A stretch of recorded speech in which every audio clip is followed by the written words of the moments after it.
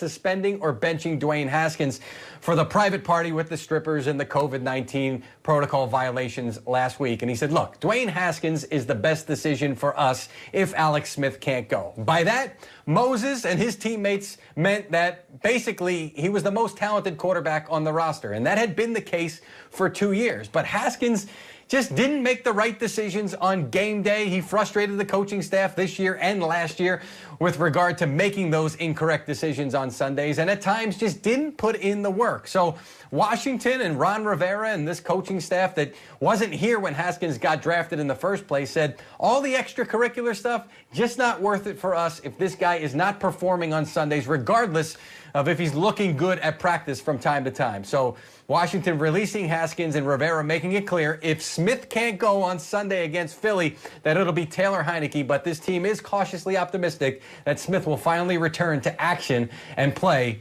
in the season finale.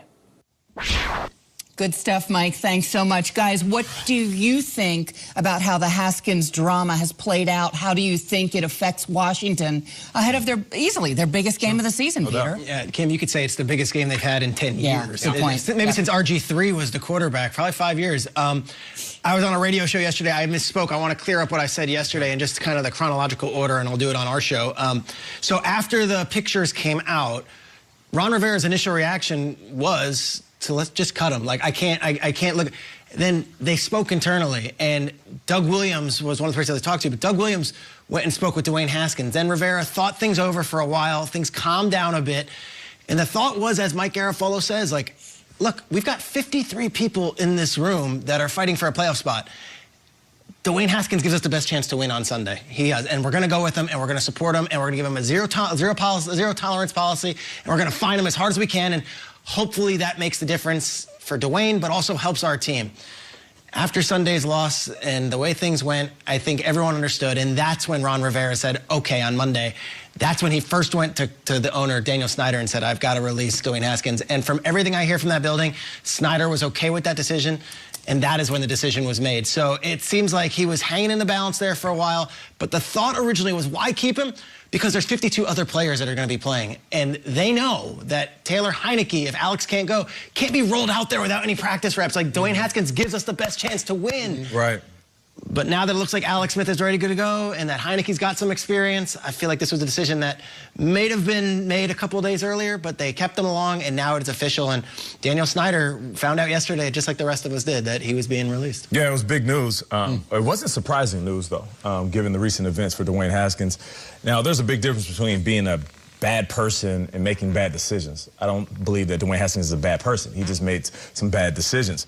And I also believe this is a prime example of maybe him coming out too early. He was a redshirt sophomore, played 1 year in college, an unbelievable season, 21 years old. He could have stayed and grew up a little bit, matured a little bit. And I'm not the guy that's on TV acting like I'm so far removed from what it feels like to be a young professional athlete. I know what it's like to be young and distracted. Hell, I know what it's like to be old and distracted. But what I also know is that when you have people in your circle that are trying to encourage you, like Doug Williams, I know that for sure. He has been in his corner trying to help this young man. You have to listen. You know, when somebody hands you the ball, metaphorically, they can't hold on to the ball for you. You know, in football terms, they keep handing the ball off to you. You keep fumbling opportunities, fumbling opportunities, fumbling opportunities. After a while, you know what they're going to do? They're not going to give you the ball anymore. So let this be a lesson for a young Dwayne Haskins to know that the best and the most priceless gem that you have is the actual opportunity to play in the NFL. And you fumble it a couple of more times, you will not have that opportunity again. I feel like he will land on his feet, he will play somewhere, and I hope that this year, 2020, like for a lot of people, is a huge learning lesson, and he comes out on the better end of it. I just look at decision-making for young quarterbacks, like on the field, off the field, and it just was continuously bad. I remember, you know, there was that incident last year when he took a picture with a fan while the game was still going on. All right, so he's young. It's just, there's just another one. And then after this game, he leaves, and the media is all mad because he doesn't speak. It's just a terrible decision. And look at his peers. Like, look at Kyler, these young quarterbacks, or Josh Allen and Baker. Like, they're not doing the dumb stuff. Like, they're keeping their stuff in order. And I look at the Washington fan base.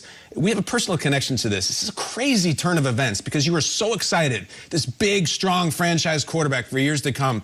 You go back to the 2019 draft. It was in Nashville. We were all there. I was in the crowd with each fan base as their pick was announced, and I'm standing surrounded by these Washington fans who are so excited. They think we're going to get a quarterback. And I remember I talked to this young woman named Laura, who was so excited and wanted them to draft Haskins so badly. This was the video of that. Right as the pick happened, just look at the pure joy from Laura and her fellow fans here. This is Laura. She's been going to games since back at RFK. What should they do, Laura? It's got to be Haskins. He's got DC roots, and we love him. Let's go. In the 2019 NFL Draft, the Washington Redskins select Dwayne Haskins.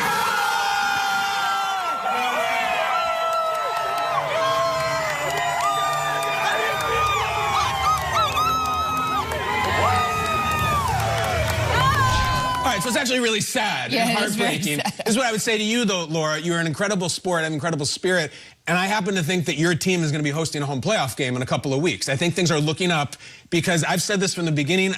My only problem with the benching of Dwayne Haskins is that it didn't happen earlier. I think Alex Smith's been the best quarterback on this roster since training camp. Once he worked out his health issues, it's been obvious to me. And what you said, Peter, about the power in the organization, the fact that the owner acquiesced to the coach says everything, because all we ever hear about that organization is they need culture change, they need culture change. I think a few years back, I think Dwayne Haskins is probably still on that team, maybe starting this weekend. You know, what disappoints me the most on Haskins' behalf is he allowed those who doubted him coming out of Ohio State to, for now, be proved right. Yeah. And we talk about a league where every player in the world wants to prove all of us wrong all the time, right, Nate? Right, no doubt. And he allowed his critics to be proven right. I also think most of his, that I'm aware of, most of his issues are about immaturity. And I do think you can grow from that. I would tell you this, though, it concerns me greatly that in an organization where you have Doug Williams, who is wonderful, and I'm glad you brought him up, Alex Smith, who has been a willing mentor because we've seen it. We don't have to guess there. We have seen it.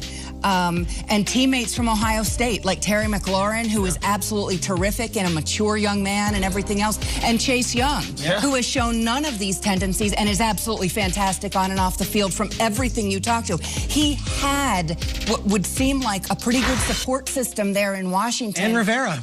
Of course, Ron Rivera, certainly. DC roots. Certainly. And now he's going to have to do it, like you said, Nate, probably somewhere else, and I would guess somewhere else, but a very sad story to me. He squandered a lot, and he may not even realize that yet fully. No doubt about it.